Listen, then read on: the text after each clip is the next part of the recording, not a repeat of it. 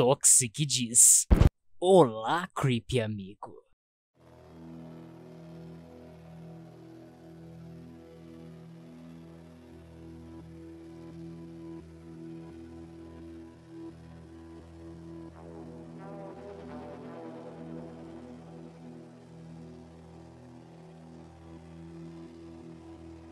Olá, você pode me chamar de Jack. Não é meu verdadeiro nome, mas por enquanto, isso é o suficiente que você precisa saber. Acho que chegou a hora de eu contar a minha história. Acredite ou não, essa é a verdade.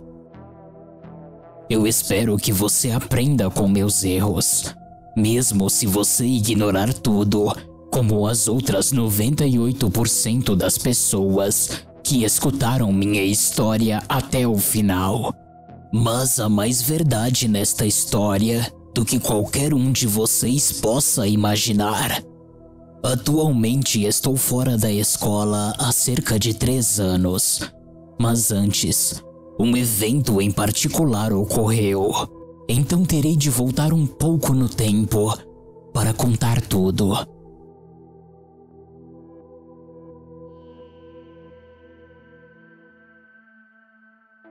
Meus primeiros 2 anos e meio do ensino médio, eu estudei em uma escola na parte profunda do sul da América, perto do Golfo.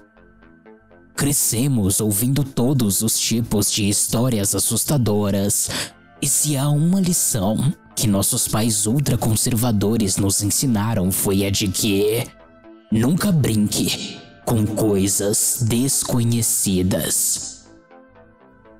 Até esse momento, eu era muito impopular no meu colégio.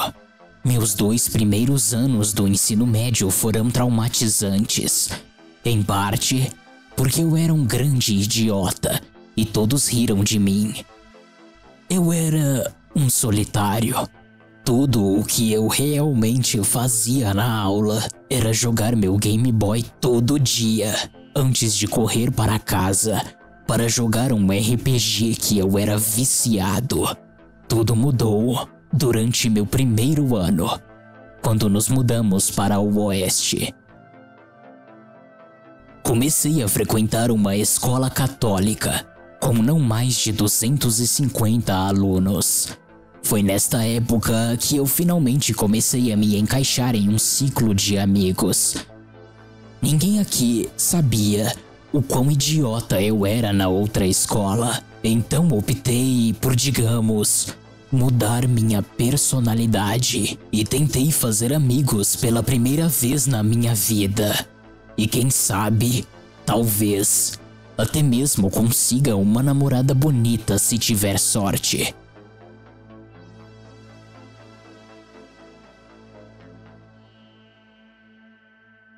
Comecei a conhecer as pessoas daquela escola.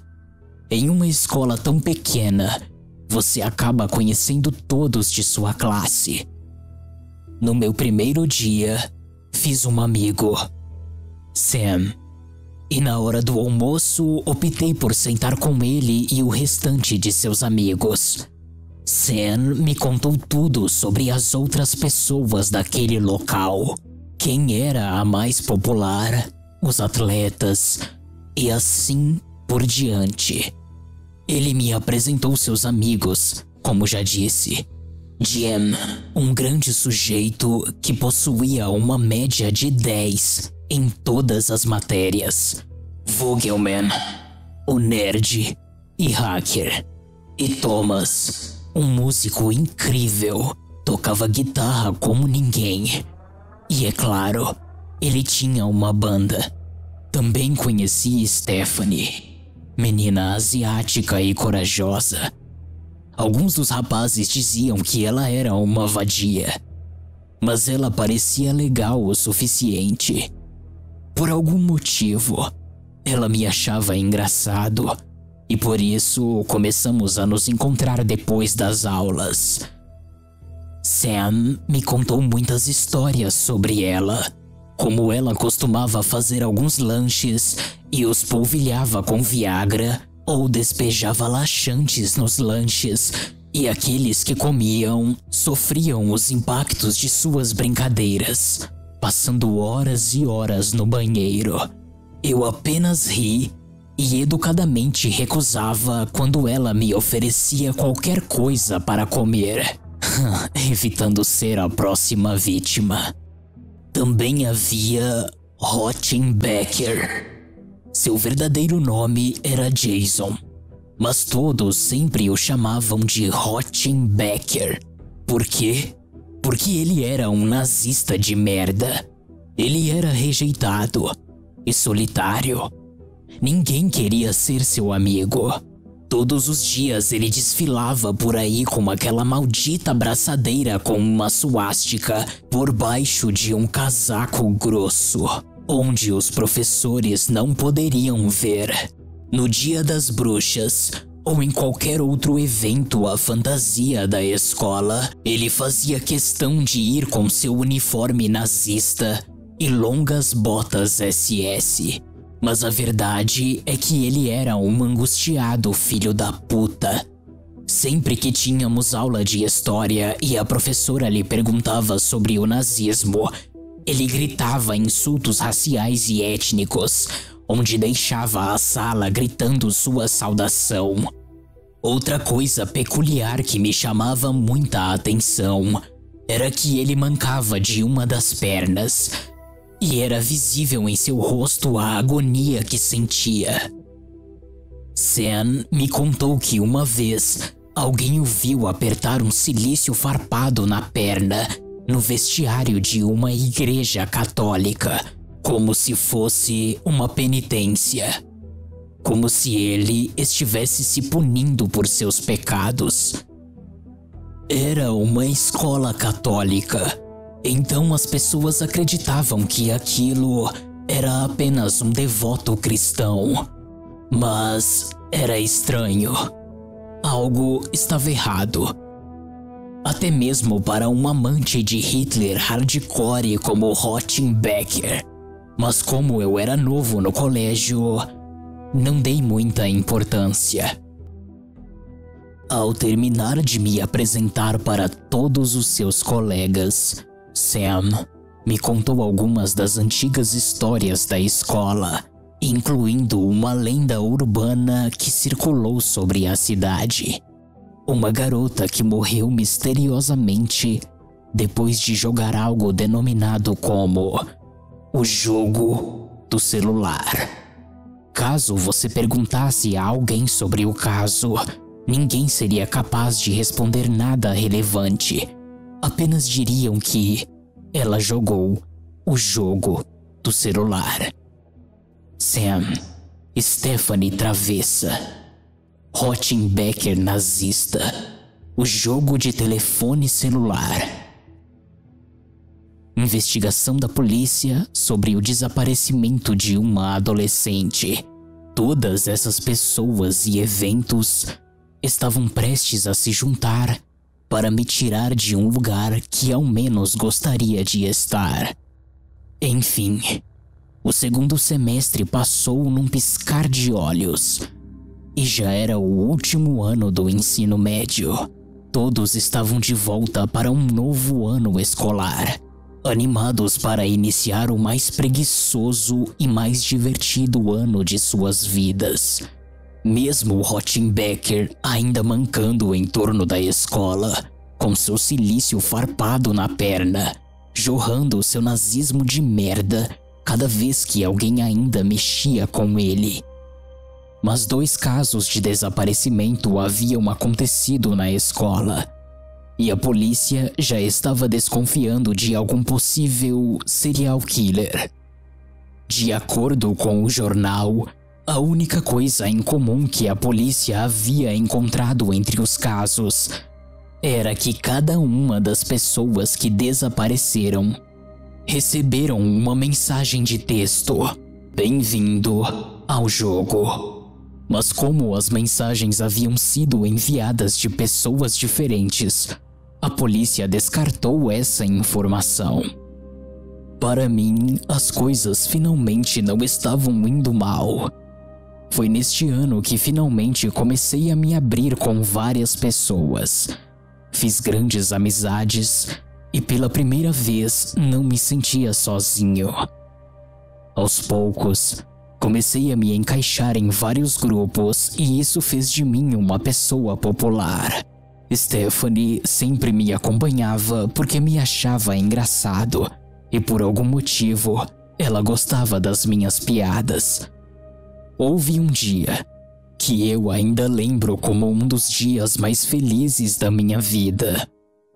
Ela veio até mim no meio do campus, depois da escola, e olhou para mim com seus doces olhos asiáticos e cabelos longos, pretos.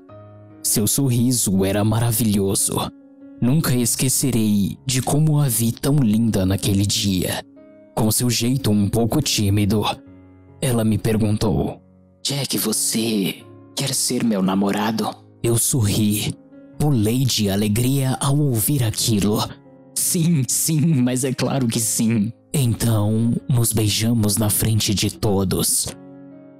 Eu finalmente tinha uma namorada. Ainda me lembro que esse foi um dos dias mais felizes de toda a minha vida. Se não o mais feliz. Nós saíamos depois da escola, íamos ao cinema, namorávamos na casa dela e na minha. Talvez eu não ficasse tão feliz se soubesse o que viria em seguida. Foi no horário de almoço. Ela estava sentada conosco, quando mencionou que em uma noite, com suas amigas, elas ficaram conversando sobre a lenda, o jogo do celular. Stephanie disse que essas garotas sabiam tudo a respeito das regras do jogo e que haviam explicado tudo a ela em grande detalhe. Supostamente, você pode entrar no jogo a qualquer momento que desejar. Bastava enviar uma mensagem de texto à meia-noite para o número de telefone correto. A mensagem de texto deveria conter a frase: Eu desejo ter o poder de amaldiçoar as pessoas. Se fizer certo, você receberá uma mensagem de volta: Bem-vindo ao jogo. E supostamente esta seria a mesma teoria dada pela polícia a respeito dos desaparecimentos. Stephanie falou mais sobre o jogo e prestamos atenção em cada palavra que dizia. Ela nos disse que uma vez que alguém esteja dentro do jogo, ele corre sério risco de vida. Dentro de 2 semanas, os participantes do jogo estariam submetidos a diferentes tipos de tarefas. Caso contrário, seriam arrastados no meio da noite. Arrastado? Pra quê? Pra onde? Por quem? Ela ficou em silêncio por um tempo antes de responder. Eu não sei. Haviam 2 formas de não ser arrastado. A primeira era encontrando um item de proteção especial. O item poderia ser qualquer coisa, mas você nunca saberia o que era. Você deve carregar este item com você onde quer que você vá, e ele deverá lhe causar muita dor mesmo. Este é um pequeno preço, dependendo do tempo de vida que ainda lhe resta. A segunda maneira era trazer alguém para o jogo. Isto poderia ser feito enviando uma mensagem de texto dizendo: Bem-vindo ao jogo, para qualquer pessoa que você conheça pessoalmente. A partir do momento que esta pessoa recebe uma mensagem de texto de um dos jogadores, ele está dentro do jogo também, e sujeito a todas as mesmas regras e consequências. Caso este novo jogador não encontre um item de proteção para si mesmo ou traga outra pessoa para o jogo, ele também será arrastado. O problema dessa segunda forma é o seguinte: trazer alguém para o jogo só aumenta o tempo para você encontrar um item de proteção por mais 2 semanas. Caso você traga mais alguém para o jogo, achando que está ganhando tempo, terá apenas 1 semana. Eventualmente, o período de carência ficará cada vez mais curto. Você deve encontrar o seu item de proteção o quanto antes.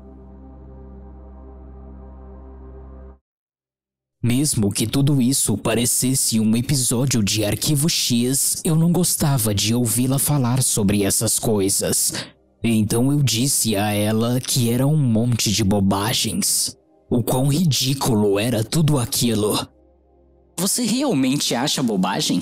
Se isso for verdade, imagine o quão legal seria ser capaz de amaldiçoar quem mexeu com você, trazendo essas pessoas para o jogo. Você poderia se livrar de qualquer um e ninguém jamais saberia que foi você. Eu nunca havia visto Stephanie falando desse jeito. Ela parecia quase insana, cega pelo desejo de vingança. E verdade seja dita, isso me assustou um pouco. Nós não devemos brincar com coisas que não conhecemos, Stephanie. E se você se envolvesse com isso, e se descobrisse que é verdade? Eu não sei o que eu faria se algo acontecesse com você, droga. Me prometa que não vai mexer com essas coisas. Ela me deu um olhar engraçado. Nunca pensei que você fosse o tipo de pessoa que ligava pra essas besteiras, Jack. Bem, eu só não acho que é certo mexer com coisas que você não conhece. Eu olhei preocupado para ela. Agora prometa-me, Stephanie. Prometa-me que não vai tentar fazer isso. Está bem. Não vou tentar jogar o jogo do celular. Você está feliz agora? Eu disse que sim, mas honestamente eu estava com medo. Não acreditei nela.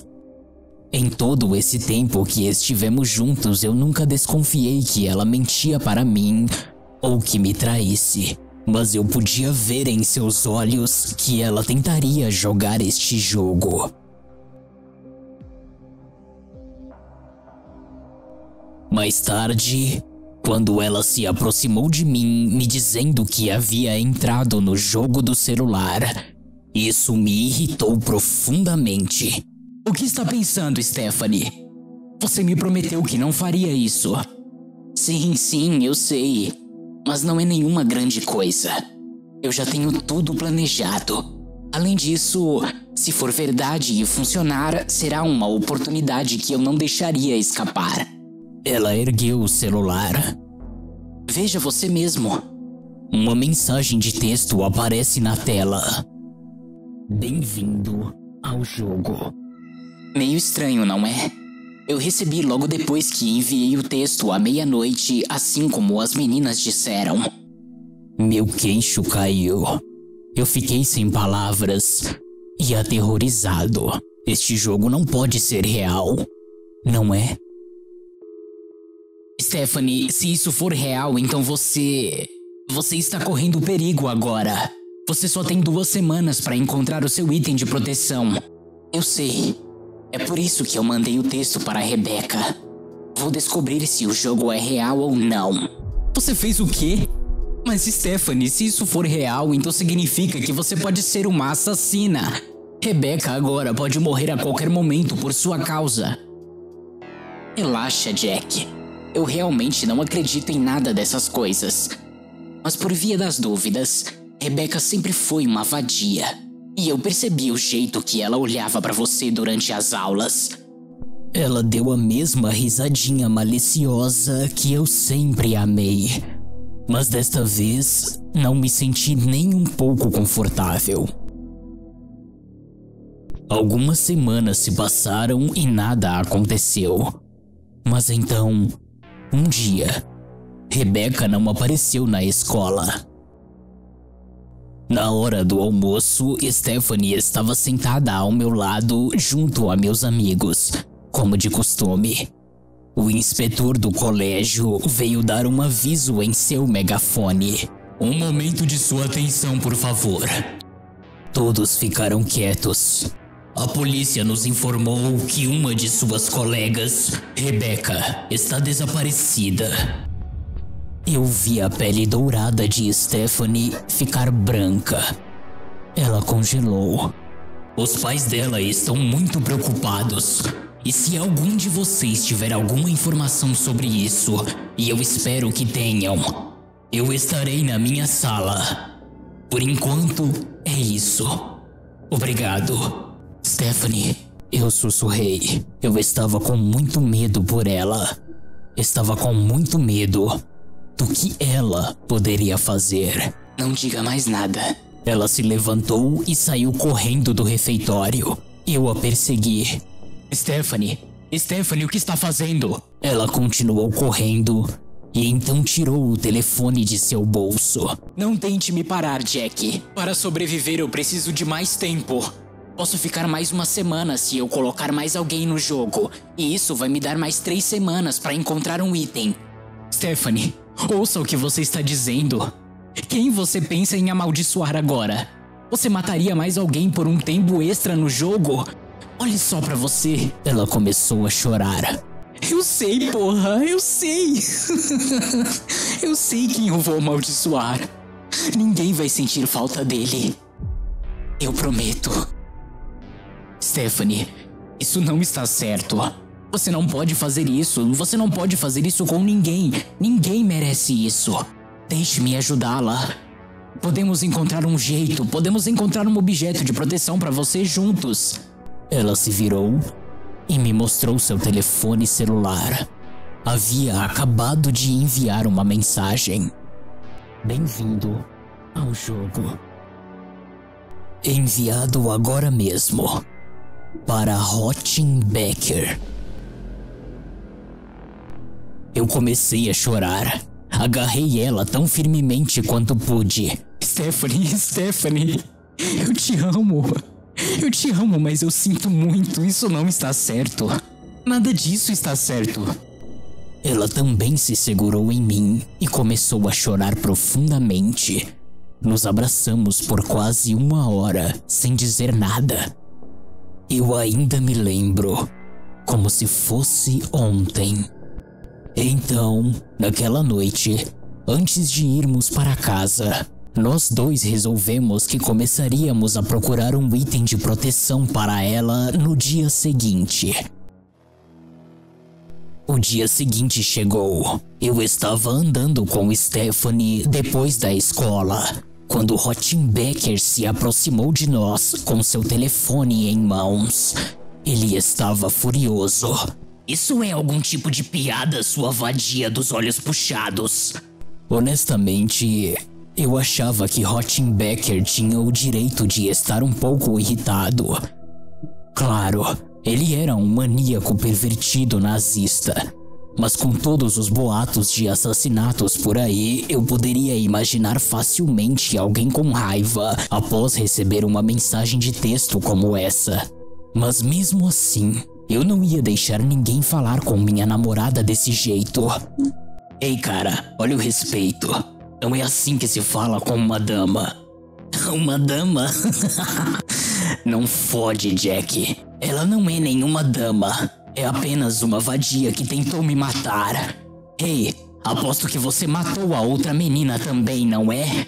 Rebecca? Ela está desaparecida por sua causa, não é? Stephanie começou a chorar novamente. Este foi o momento em que puxei meu braço para trás, dando um soco tão forte em Rotin Becker que pude vê-lo cambalear para trás com a mão na boca. A mesma escorria um fluxo de sangue contínuo, mas ele manteve a compostura. Eu esperava que ele voltasse para me bater também, mas isso não aconteceu. Você não entende, não é, Stephanie? Eu estou no jogo. Eu sempre estive. Eu sei das regras e do tempo extra que você tem. Mas ao contrário de você, eu nunca precisei matar ninguém. Bobagem. Se tudo isso é verdade, como você ainda está Espera. Me lembrei do silício farpado que Rotin Becker usava na perna e que o fazia mancar de dor e agonia. Sempre que um novo item de proteção for descoberto, o que quer que fosse, faria com que seu portador sofra, e sofra muito. Você tem um item de proteção. Os olhos de Stephanie se iluminaram. Ficou claro que havia percebido a mesma coisa que eu. Rottenbecker sorriu. Exatamente. E se eu fosse a sua namorada, me preocuparia em encontrar outro item de proteção ao invés de fazer novas vítimas.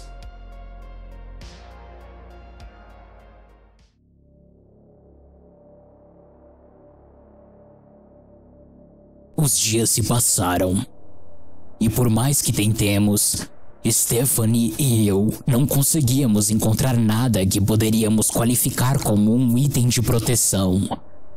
Estávamos nos aproximando do prazo de 2 semanas e ela estava parecendo cada vez mais assustada a cada dia. Seu cabelo estava uma bagunça. Sua personalidade, geralmente borbulhante, era triste e perturbada. Ela olhava para o nada durante as aulas e orava constantemente. Após o prazo de 2 semanas, nós dois estávamos aterrorizados. Ela veio até mim na escola e disse: Jack, eu quero que você durma comigo esta noite. Fique comigo a noite toda. Não deixe que me peguem. Eu não podia recusar. Eu apareci em sua casa tarde da noite e entrei pela janela. Foi agridoce. Durante todo o tempo de sono, Stephanie se segurou em mim fortemente. Mas eu fiquei acordado a maior parte da noite, observando e esperando. Até que eu finalmente caí no sono também por volta das 4:30 da manhã, de tão exausto que estava. No dia seguinte, quando acordei, tudo o que conseguia pensar era: Stephanie. Eu olhei ao redor da cama freneticamente. Ela não estava na cama comigo. Stephanie. Eu gritei alto e saí da cama. Eu comecei a procurá-la. Caminhei em sua cozinha. Não fale tão alto, disse uma voz. Era Stephanie. Eu me virei para vê-la sentada em uma mesa redonda na cozinha. Ela sorria e parecia tão aflita como sempre. Dei um suspiro de alívio. Meus pais já foram trabalhar, mas eu não quero que os vizinhos fiquem desconfiados de alguma coisa. Chorei de alívio. O tempo extra dela tinha acabado e ela estava segura. Nada havia chegado para ela. Corri todo o chão da cozinha e a abracei. Nos beijamos. Tudo estava normal. Por 2 semanas. Então, fui para a escola um dia e 9 de meus amigos haviam desaparecido. Sam era um deles.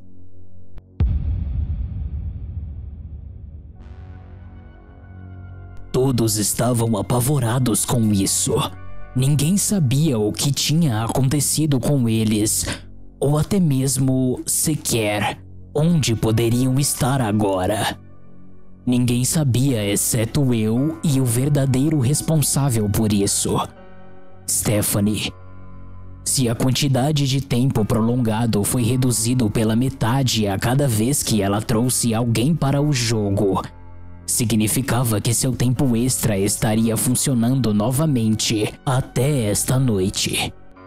Eu confrontei ela sobre isso depois da escola. Stephanie, a polícia está ficando desconfiada. Você não pode mais fazer isso e eu não posso te ver fazendo isso. Chega, isso está terrível. Ela me olhou em silêncio. Ainda me lembro do olhar em seus olhos naquele dia. Neste ponto, tornou-se claro para mim que a menina que eu tinha conhecido e amado estava muito longe agora. E tudo o que restava era uma desalmada, perversa, que se agarrava à vida e temia a morte mais do que tudo. Mas mesmo assim, eu ainda a amava muito. Ela foi minha primeira e única namorada. Eu não poderia deixar que nada acontecesse com ela. Está tudo bem. Eu não vou mais fazer isso. Eu aceito as consequências. Ninguém vai mais morrer por minha causa. Stephanie, você tem certeza? Talvez ainda podemos encontrar um item de proteção para você, se procurarmos agora. Ela olhou para baixo tristemente. Não há como fugir do destino, Jack. Eu só quero passar esta última noite com você. Tudo bem? Eu fiquei com o coração partido. Tudo era muito melancólico e muito melodramático. Eu estava tão triste ao ouvir as suas palavras. Ouvir que ela seria tirada de mim. Eu vomitei. Vomitei e vomitei repetidamente em uma lata de lixo próxima, tentando revidar um fluxo interminável de lágrimas. Tudo isso no esforço de não chorar. Naquela noite, ela dormiu comigo de novo. Doente, fraco e cansado, eu desmaiei de cansaço perto das 3 horas da manhã. Menos de 1 hora depois, eu acordei com um sobressalto. Stephanie foi embora. Me sentei e olhei à minha volta. Passando a mão pelas cobertas, encontrei um bilhete. Jack, sinto muito por ter mentido para você novamente. Eu não estou pronta para morrer ainda. Um calafrio percorreu minha espinha. Eu descobri o que eu preciso fazer. Não se preocupe. Como eu prometi, ninguém vai morrer por minha causa. O que ela poderia estar pensando? Eu olhei em volta do meu quarto. De repente, notei que a pistola calibre 45 que meu pai comprou para mim em meu aniversário de 18 anos havia desaparecido do meu quarto. E agora, tudo fez sentido. É por isso que ela queria passar a noite comigo. Ela queria a minha arma. Ela estava planejando ir atrás de Rottenbecker e tomar o seu item de proteção. Coloquei minha roupa o mais rápido que pude e saí correndo em direção ao carro. Eu saí voando em direção ao apartamento de Rottenbecker. Chegando lá, eu notei que a fechadura havia sido arrombada. Havia um buraco de bala em seu lugar. E pelo lado de fora, eu já conseguia ouvir as vozes que vinham de dentro. Empurrei a porta. O que está acontecendo aqui? Do ângulo em que estava, observei Stephanie apontando a arma para alguém. As paredes do apartamento eram cobertas de fotos de Adolf Hitler e banners contendo a infame suástica. Havia chicotes e correntes espalhadas pelo chão do quarto. À medida em que me aproximava, um rosto muito familiar era revelado. Rottenbecker estava pisando em torno de pijamas de manga comprida e xingando ela em sua forma neonazista típica, bravejando coisas como invasão de domicílio e sobrechamar a polícia. Ele estava usando aquela mesma abraçadeira estúpida.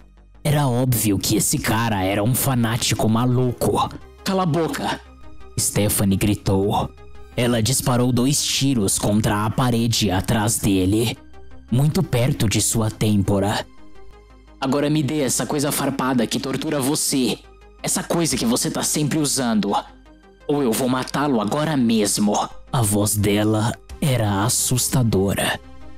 Rottenbecker ficou no lugar por um momento e lentamente começou a suspender a barra da calça do pijama, revelando seu instrumento de dor. Você está cometendo um grande erro. Você deveria apenas aceitar as coisas como são e morrer com dignidade. Você não vai conseguir acabar com isso. Ele tirou o cilício de sua perna, do qual escorria uma pequena gota de sangue, e a entregou. Imediatamente, ela o colocou em sua própria perna com uma das mãos, mexendo com a pistola. Ao apertá-lo em sua carne, era visível a dor em seu rosto, e sua própria perna começou a sangrar um pouco. Vamos, Jack. Ela sussurrou e se virou para sair. Ao acompanhá-la, do apartamento atrás de nós, podíamos ouvir os gritos de Rottenbecker. Você não vai se safar dessa. Ele vai vir para você e vai arrastá-la para o inferno pelo que você fez. Você vai pagar pelas vidas de seus colegas. Eu podia ver que ela estava chorando um pouco à medida que nos afastávamos. Eu estava mal. Fiquei enojado com tudo isso. Com nojo de Stephanie por ser tão cruel e egoísta, e fiquei com nojo de mim mesmo, que assisti tudo, observei os sinais e não fiz nada para detê-la. Mas pelo menos agora, ela estaria segura. Enquanto caminhávamos de volta para o carro, eu fiz uma pequena oração para Rottenbecker, na esperança de que ele pudesse encontrar um novo item de proteção dentro de 2 semanas. Ele pode ter sido um bastardo racista, mas de certa forma ele foi ainda mais bondoso do que Stephanie. E se o que ele disse sobre nunca trazer ninguém para o jogo fosse verdade, então ele não merecia morrer por isso. Eu deixei Stephanie em sua casa. Ela estava exausta. Eu teria dado-lhe um beijo, mas eu estava muito enojado e só queria que todo esse inferno acabasse. Boa noite. Boa noite, Jack. Eu te amo. Ela saiu do carro, voltando para sua casa. Ao ouvir ela bater a porta do carro, eu fechei os olhos, suspirando fundo. Depois de um breve momento meditando em silêncio, abri meus olhos. Liguei o carro e me dirigi à minha casa. De repente, meu celular começou a tocar. Eu o peguei e era uma chamada de Stephanie.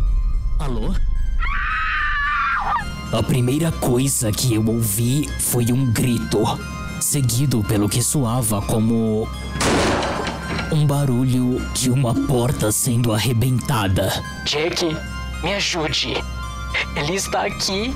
Ele está aqui. Ele veio pra mim. Ele veio atrás de mim. O quê? Espere. Stephanie, em um impulso muito forte de desespero, parei o carro, disparando como uma flecha de volta para sua casa. A voz de Stephanie se tornava cada vez mais frenética ao telefone. De repente, do outro lado da linha, ouvi o som de sua porta sendo surrada e um estalo ensurdecedor. Ele havia entrado. Houve um breve silêncio, seguido por outro grito. Eu podia ouvir Stephanie gritando a plenos pulmões. Eu ainda me lembro do momento perfeitamente e do horror que seu grito guardava. Eu tentei chamar diversas vezes e ela não respondeu mais. A adrenalina explodiu em meu coração e eu pisei mais fundo no acelerador. Em pouquíssimo tempo, outro grito pode ser ouvido, seguido pelo som do telefone batendo no chão. Os gritos começaram a ficar cada vez mais distantes. Em seguida, o ar morto. Stephanie, responda! Mas que porra! Não obtendo resposta, desliguei e disquei o número da polícia. Quando cheguei na casa de Stephanie, a porta da frente havia sido esmagada. Simplesmente estraçalhada, como se algo não humano houvesse passado por ali. Eu estacionei o carro em seu gramado e pulei para fora desesperado, carregando minha .45 comigo. Corri para dentro, procurando pelos corredores. Tudo estava em câmera lenta. Então, fui para o quarto de Stephanie, acendi a luz e verifiquei todos os cantos do cômodo com minha arma em mãos, a abaixando após perceber algo que me chamou muita atenção. O celular de Stephanie estava jogado no chão ao lado de sua cama. No tapete, observei uma pequena gota de sangue, nada mais do que isso. Mas a visão mais arrepiante de todas era que a partir da borda da cama até a porta de seu quarto haviam profundas marcas de unha que ela deixou na tentativa desesperada de fugir de algo que tentou arrastá-la para fora dali. Arrastado para longe de sua condenação. Eu não aguentava mais. Me virei e saí do quarto.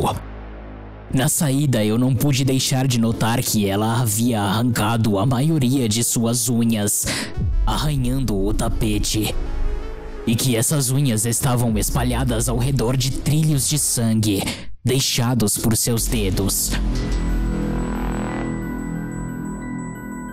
Eu podia ouvir as sirenes chegando à distância. Mas havia uma coisa que ainda me incomodava a respeito de Rothenbecker. Ele não desapareceu como as outras pessoas que jogaram o jogo do celular. Stephanie havia feito a coisa certa no que diz respeito às regras do jogo. Ela conseguiu seu item de proteção especial, mas mesmo assim, ela foi arrastada. Isso pode significar apenas duas coisas. Ou as regras estavam erradas, ou foi Rothenbecker quem se livrou da minha namorada. Se este for o caso, eu mesmo vou lançar minha vingança sobre ele.